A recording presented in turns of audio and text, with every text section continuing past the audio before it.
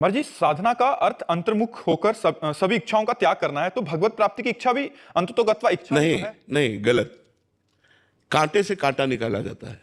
जैसे कोई कांटा लग गया तो उसी के समान यंत्र से हम निकालेंगे, जो सुई है या कांटा है, उसी के समान।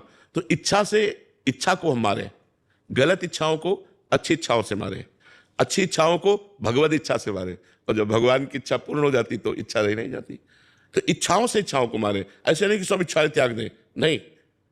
हम इच्छा करते हैं पवित्र भोजन पाने की, हम इच्छा करते हैं अच्छा जीवन जीने की, हम इच्छा करते हैं परोपकार करने की, तो गंदी इच्छाओं को मार दिया। अब हम इच्छा करते हैं भगवान की प्राप्ति की, अच्छा भजन करें, अच्छे आचरण करें और भगवान को रिझा लें। और जब भगवत प्राप्ति की इच्छा पूर्ण होती है तो सब इच्छाएं पूर्ण हो जाती हैं। इच्छाओं से इच्छा का मर्दन होता है, इच्छाओं का पूर्ण रूप से त्याग नहीं होता। पूर्ण त्याग होता है जब परमात्मा प्राप्ति हो जाती है। तो परमात्मा प्राप्ति तक इच्छा करनी होती है।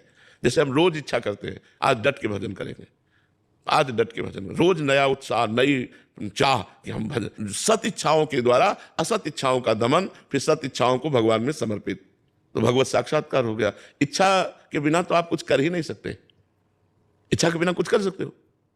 इच्छा नहीं तो आप शांत, तो शांत भगवान का स्वरूप है। शांताकारम भुजगशयनम, भगवान कहता है ना।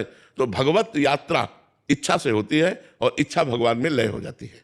ये सद इच्छाएं बंधन कारक नहीं है, असद इच्छाएं बंधन कारक है। सद इच्छाओं से असद इच्छाओं का त्याग करके सद इच्छाओं को भगवान में समर्पित कर दे, वो शांत हो जाता है। आज 11 माला किया, अब 21 माला करूं, कभी ऐसा हो पूरे दिन भजन करूं, कभी ऐसा हो भगवान के लिए रोऊं, ये इच्छाएं ही तो है। कभी ऐसा हो कि भगवान को देखूं, ये इच्छा ही तो है। इसी इच्छा, ये इच्छा होना बड़े सौभाग्य की बात है। तो हम इच्छाओं का त्याग करें जो बंधन कारक हैं, जो सद इच्छाएं